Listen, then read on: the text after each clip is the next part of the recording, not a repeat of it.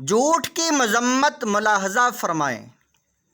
ابو داؤد کتاب الادب حدیث نمبر 4971۔ رسول پاک صلی اللہ علیہ وآلہ وسلم نے فرمایا، کتنی بڑی خیانت ہے کہ تم اپنے مسلمان بھائی سے کوئی بات کہو جس میں وہ تمہیں سچا سمجھ رہا ہو، حالانکہ تم مجھ سے جھوٹ بول رہے ہو۔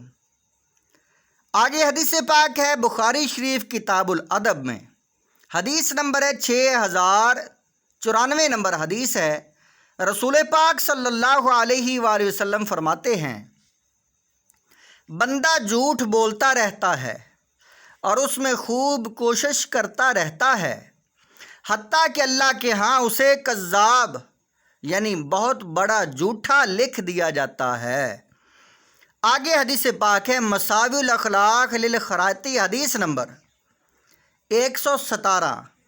نبی پاک صلی اللہ علیہ وآلہ وسلم نے فرمایا، جھوٹ رزق کو تنگ کر دیتا ہے۔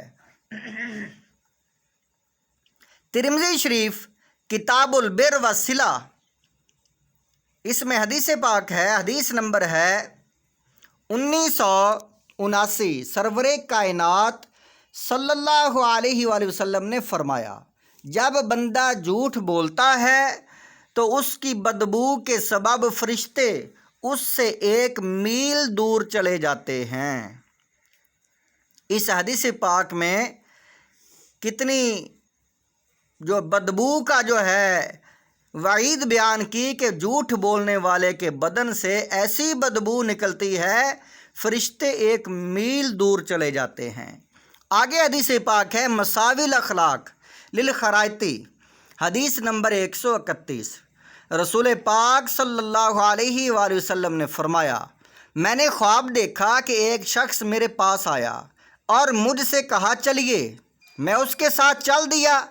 میں نے 2 آدمیوں کو دیکھا، ان میں سے ایک کھڑا تھا، دوسرا بیٹھا تھا۔ کھڑے ہوئے شخص کے ہاتھ میں لوہے کا زنبور تھا، جسے وہ بیٹھے شخص کے ایک جبڑے میں ڈال کر اسے اتنا کھینچا حتیٰ کہ جو ہے گدی تک پہنچا دیا، پھر اسے نکالتا اور اس دوسرے جبڑے میں ڈال کر کھینچتا، اتنے میں پہلے والا اپنی پہلی حالت پر لوٹ آتا۔ میں نے لانے والے شخص سے پوچھا، یہ کیا ہے؟ اس نے کہا، یہ جھوٹا شخص ہے، اسے قیامت تک قبر میں عذاب دیا جاتا رہے گا۔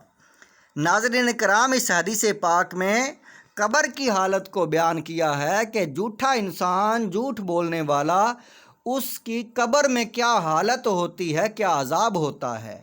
اس کے یعنی جبڑوں کو کھینچ دیا جاتا ہے، اس کی جو جبڑے جو ہیں وہ پھٹ جاتے ہیں اور دوبارہ پھر اپنی حالت پر ٹھیک ہو جاتے ہیں، قیامت تک یہ عذاب اسے ملتا رہے گا۔